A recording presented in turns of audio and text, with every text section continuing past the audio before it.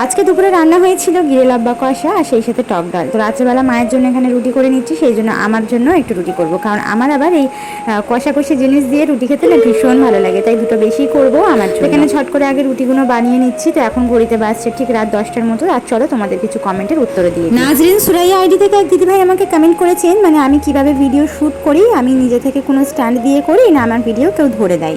তো সব থেকে প্রথম কথা, আমি ইউটিউবে এই যে এতদিন কাজ করছি তার পেছনে হেল্প করার মতো কেউই নেই, মানে ভিডিও ধরে দেওয়া বলতে পারো বা ভিডিওর কোনো কাজ করে দেওয়া। তবে হ্যাঁ, আমার হাজব্যান্ড বাড়িতে থাকলে সংসারের কাজের অনেকটাই আমাকে সাহায্য করে।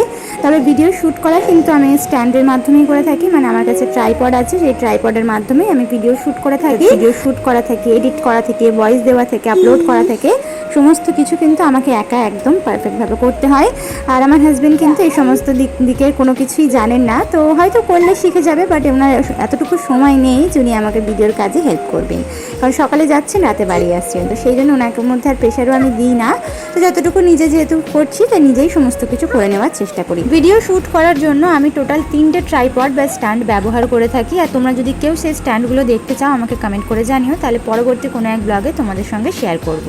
আমি যে চিয়া সিডটা অর্ডার করেছিলাম ফাইনালি কিন্তু এটা খাওয়া স্টার্ট আমি করে দিচ্ছি।